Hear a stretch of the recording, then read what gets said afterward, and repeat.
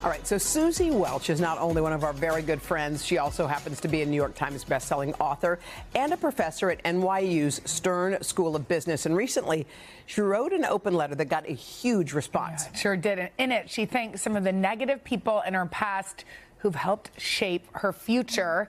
Suzy, hi. I mean, I think that, first of all, this is brilliant. It's titled A Love Letter to People I've Hated, and hated is a strong word, but you just mean to anybody that's rubbed you the wrong way or been hard on you, right? No, I mean hate. I mean, Let's go. I mean, look, I don't like the word hate either, and we try not to feel hate, but we're human beings, and sometimes we feel hate. And my point was, I am always teaching my students, look to your positive role models, who do you want to be like? And then I thought, I have been so shaped by the people who made me feel very bad and negative feelings. And of course, you try to get rid of those feelings of hate, but they're teaching you something that's super important about yourself and who you want to be. One of the people you thanked was your grandmother. Yeah. So tell us about that relationship. Yeah. What was that about? All right, so I mean, this is a hard one because she was a really remarkable woman. Her name was Francesca.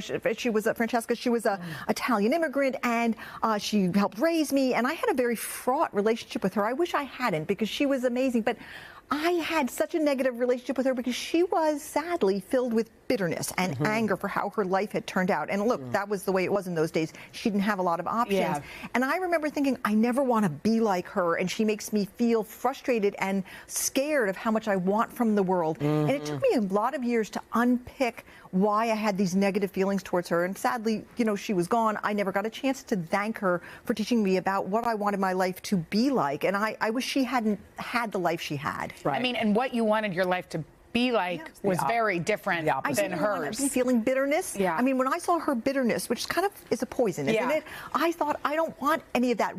So I learned what one of my values was. One of my values was being not estranged from people, no matter what the cost, okay? I wanted not to be in estrangement. That was a value I had to learn, and I learned it by watching her be in estrangement. What about your boss? There was a boss who you couldn't bear. A tough boss. Oh my God. All right, so she said couldn't bear because I want to say, I hated him for what he made me feel. So this was one of my earliest bosses at the Miami Herald, and he had a mentality, which was you had to break people before you made them.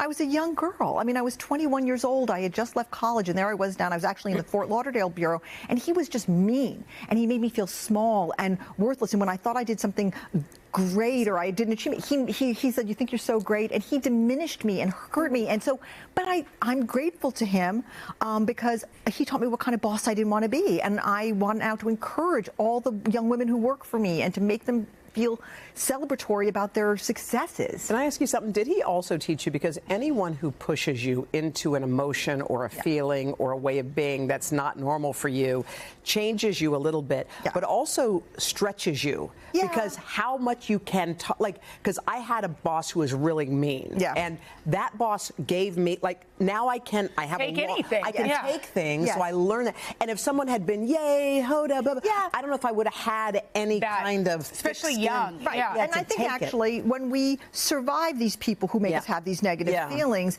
it does teach us how strong we are and how resilient we can be. And he did stretch me, and he made me realize that good was not good enough, that excellence was what the standard had to be. That was a very important lesson. He didn't have to be as destructive. He didn't have to be cruel. This whole idea, I thought I was surviving him, but what I was doing was I was reinventing myself to be a stronger, more resilient adult. So I'm grateful to him. I want to thank him right here.